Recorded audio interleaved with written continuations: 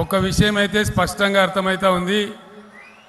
ఈ సభ చూసిన తర్వాత సుదర్శన్ రెడ్డి గారు భారీ మేయాడితో గెలిచిపోయిందని అర్థమైతా ఉంది.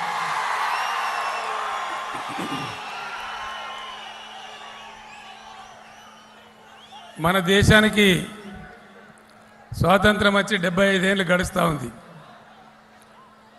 ప్రజాస్వామ్య ప్రక్రియ ఈ దేశంలో ఉంది. కానీ ప్రజాస్వామ్య ప్రక్రియలో ఈనాటికి కూడా రావాల్సినంత పరిణతి రాలేదు.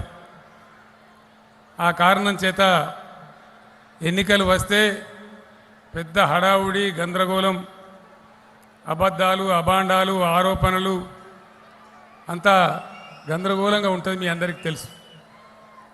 మీ అందరినీ నేను ఒక మాట ప్రార్థిస్తా ఉన్నా. ఎలక్షన్లు చాలా వచ్చినాయి, చాలా పోయినాయి. మీరందరూ కూడా చూసినారు, ఓట్లు కూడా వేసినారు. మీ అందరిని నేను కోరేది ఒకటే, నేను ఏదైతే ప్రజాస్వామ్య పరిణతి అని చెప్పినో అది రావాలంటే నేను చెప్పే 4 మాటలు మీ ఊర్లకు పోయిన తర్వాత మీరు జనంలో చర్చ పెట్టాలి, నిజానిజాలు తేల్చాలి. అప్పుడే ఎన్నికల్లో మీరు ప్రజలు గెలవడం ప్రారంభమైద్దని నేను మనవి చేస్తూ ఉన్నా. ఎలక్షన్లు వస్తాయి. ఎలక్షన్లో పార్టీకి ఒకరు నిలబడతారు. బీఆర్ఎస్కు మన సుదర్శన్ నిలబడ్డాడు, కాంగ్రెస్కి ఒక ఆయన ఎవరో ఉంటారు, బీజేపీ కూడా ఎవరో ఇంకొక ఆయన ఉంటాడు, అట్లనే ఇండిపెండెంట్లు కూడా ఒకరు ఇద్దరు ఉండవచ్చు. 30 తారీఖు నాడు ఓట్లు పడతాయి, 3 తారీఖు నాడు లెక్కిస్తారు. అక్కడ దుకాణం అయిపోద్దని మీరు అనుకుంటారు, కానీ అక్కడికే అయిపోదు. ఆ తర్వాత తతంగం చాలా ఉంటుంది. ఎవరైతే ఈ నాయకులు నిలబడ్డారో వీళ్ళ వెనక చాలా పెద్ద పార్టీలు ఉన్నాయి. ఆ పార్టీల చరిత్ర కూడా మీరు చూడాలి.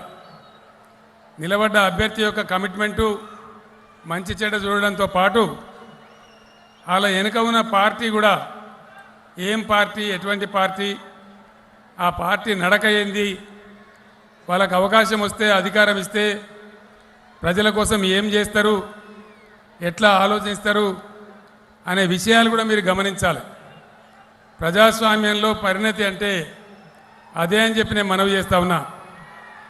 అందుకోసం దయచేసి మళ్ళా ఒకసారి మీతో నేను కోరుతా ఉన్నా, మీ ఊర్లకు పోయిన తర్వాత, టౌన్లో మీ బస్తీలకు పోయిన తర్వాత నేను చెప్పిన ఈ విషయాలు మీరు నలుగురిలో పెట్టి చర్చించి నిజానిజాలు తేల్చాలని చెప్పి నేను మిమ్మల్ని కోరుతా ఉన్నా. పార్టీల చరిత్ర, బీఆర్ఎస్ పుట్టిందే తెలంగాణ ప్రజల కోసం, తెలంగాణ రాష్ట్రాన్ని సాధించడం కోసం, తద్వారా వాళ్ళకు న్యాయం జరగడం కోసం. కాంగ్రెస్ పార్టీ చరిత్ర మీ ముందు ఉంది. ఒకసారి మీరందరూ దయచేసి ఆలోచన చేయాలి. అసలు ఉన్న తెలంగాణ ఊడగొట్టిన పార్టీ ఏది? ఈ కాంగ్రెస్ పార్టీయే కదా. మనల్ని కరువు గురి చేసిన పార్టీ ఏది? ఇదే కాంగ్రెస్ పార్టీ కదా. కృష్ణా, గోదావరి 2 నదులు ఈ రాష్ట్రాన్ని అంచుకొని పారుతూ ఉంటే గుక్కెడు నీళ్ళియక మంచినీళ్లకు, సాగునీళ్లకు మనల్ని సావగొట్టి చాలా ఇబ్బందులు పెట్టిన పార్టీ ఏది?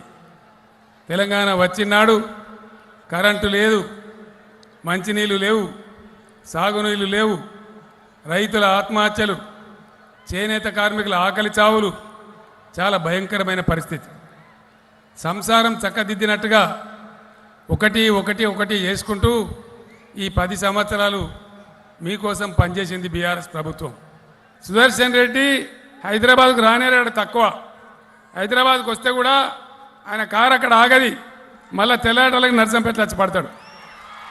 పొద్దాక మీ మధ్య ఉండి, నర్సంపేటలోనే ఉండి, నర్సంపేట నియోజకవర్గం ఎట్లనే చేసి బాగు చేసుకోవాలనే సుదర్శన్ రెడ్డి రావన్నా, లేకపోతే టూరిస్టులాగా 5 ఏళ్ళకి ఒకసారి వచ్చాడు కావన్నా, దయచేసి ఆలోచన చేయాలి. జిల్లాకు మెడికల్ కాలేజీ పెట్టాం, ప్రతి జిల్లాకు ఒక మెడికల్ కాలేజీ పెట్టాం. సుదర్శన్ రెడ్డి వచ్చి అన్న ప్రైవేట్యో గవర్నమెంట్యో వరంగల్లో ఉన్నాయి, నర్సంపేట ఇప్పుడు వరంగల్ జిల్లాలో ఉంది కదా, వరంగల్ జిల్లాలో ఉన్న కోటాలో ఉన్న మెడికల్ కాలేజీ నాకు నర్సంపేటలో పెట్టాలని శాంక్షన్ చేసేదాకా పట్టుబట్టి కూర్చున్నాడు. సుదర్శన్ రెడ్డి జాగల వేరే ఎమ్మెల్యే ఉంటే నర్సంపేటకు మెడికల్ కాలేజ్ వచ్చేదా? దయచేసి ఆలోచన చేయాలి. గోదావరి నీళ్ళు వచ్చినా, పాకాల 2 పంటలు పండుతున్నా, ఇలా 270 చెరువులు నింపుకుంటున్నాం కాకతీయ కాళేశ్వరం నీళ్ళతో. వేరే వాళ్ళు ఉంటే సాధ్యం అవునా? అంతకుముందు నిన్నయ ఈ ప్రాంతం అంతా కూడా కొట్లాటలు, హత్యలు, కల్లోలాలు. ఈ 10 ఏళ్ల నుంచి నర్సంపేట ప్రశాంతంగా ఉన్నది, మంచిగా ఉన్నది. సుదర్శన్ రెడ్డి నాయకత్వంలో బ్రహ్మాండమైన పనులు జరుగుతున్నాయి. పేద ప్రజల కోసం పనులు జరుగుతూ ఉన్నాయి. కాబట్టి అందరినీ కూడా నేను కోరుతా ఉన్నా, దయచేసి మీరు ఇవాళ ఇంత పెద్ద సభ ఖర్చుడు కాదు, ఇదే పద్ధతిలో 30 తారీఖు నాడు మీరు పోయి ఓటు మీ బూత్లో ఖచ్చితంగా బీఆర్ఎస్ పార్టీకి వెయ్యాలని చెప్పి నేను కోరుతా ఉన్నా. తెలంగాణలో జరుగుతున్న ఈ అభివృద్ధి కొనసాగాలంటే, మళ్ళీ పెడదారి పట్టద్దంటే, పేదల సంక్షేమం ఆగద్దంటే, కాంగ్రెస్ ఉన్ననాడు పెన్షన్ ఎంత ఇచ్చారండి? 70 రూపాయలు, 40 రూపాయలు, 200 రూపాయలు. మీ అందరికి నేను, నాకు టైం తక్కువ ఉంది అయినా ఒక విషయం చెప్తాను. పెన్షన్లు ఎందుకు ఇస్తాం? మనం తమాషా కోసం ఇస్తామా? ఏం కారణం చేత ఇస్తాం? అనుకోకుండా కొంతమందికి ఆపదలు జరుగుతాయి, కొంతమందికి భర్తలు చచ్చిపోవచ్చు, కొంతమందికి ముసలితనం వచ్చి ఆదుకునే వాళ్ళు లేకపోవచ్చు. ఇవాళ మనం మంచిగానే ఉన్నాం, అనుకోకుండా ఒక యాక్సిడెంట్ అయితే ఒక కాల్ చేయి పోవచ్చు. కొంతమంది విధి వంచితులు అవుతారు. ఈ విధి వంచితులను ఆదుకునే బాధ్యత సమాజానికి బాధ్యత వహించే ప్రభుత్వం మీదనే ఉంటుంది. గతంలో 200 ఉండే, 2014లో నేను చెప్పిన ఐఏఎస్ అధికారులు కొందరు నాకు చెప్పినారు, సార్ ఉప్పుకింత పప్పుకింత అని లెక్క పెట్టి 600 ఇస్తే చాలన్నారు. దాన్ని 1000 రూపాయలు పెట్టమని నేను చెప్పిన. తర్వాత 2000కి పెంచినాం, రేపు 5000 రూపాయలకు తీసుకొని పోతా ఉన్నామని మనవి చేస్తా ఉన్నా. ఒక విషయం నేను మీకు మనవి చేస్తాను, ఏ దేశమైనా లేదు దేశంలో ఏదైనా రాష్ట్రమైనా వెనుకకు పోయిందా ముందడికి పోయిందా, బాగుపడ్డదా చెడిపోయిందా అని లెక్క పెట్టడానికి కొన్ని లెక్కలు ఉంటాయి. ఆ లెక్కలలో అన్నిటిని మించి చూసేది ఆ రాష్ట్రం యొక్క తలసరి ఆదాయం. తెలంగాణ, నేను గర్వంగా చెప్తా ఉన్నా, ఇవాళ తెలంగాణ వచ్చినాడు తెలంగాణ తలసరి ఆదాయం దేశంలో మనది 18వ 19వ ర్యాంక్ ఉండే. ఈరోజు సంపద పెంచినాం, పేదలకు పంచుతూ ఉన్నాం, ఎట్లా పెరిగితే అట్లా పంచుతూ ఉన్నాం. కళ్యాణ లక్ష్మి ముందు 50,000 పెట్టుకున్నాం, తర్వాత 75,000 చేసుకున్నాం, ఇలా 1,00,000 రూపాయలు ఇచ్చుకుంటా ఉన్నాం. మీ అందరికీ నేను మనవి చేస్తా ఉన్నా, చాలా గర్వంగా తెలంగాణ 10 ఏళ్ల రాష్ట్రమే అయినా ఇలా ఇండియాలో తలసరి ఆదాయంలో నంబర్ 1 తెలంగాణ రాష్ట్రం అని చెప్పి నేను మీకు మనవి చేస్తా ఉన్నా. తలసరి విద్యుత్ వినియోగంలో నంబర్ 1, ఇంటింటికి నల్లాబెట్టి మంచినీళ్ళు ఇవ్వడంలో నంబర్ 1. ఇలా తెలంగాణ 3 కోట్ల టన్నుల ధాన్యం పండిస్తూ ఉన్నది. ఇంకా 1-2 ప్రాజెక్టులు ఉన్నాయి, అవి కంప్లీట్ అయితే 4 కోట్ల ధాన్యం పండిస్తాం. దేశానికి అన్నం పెట్టేటట్టు తయారవుతాం.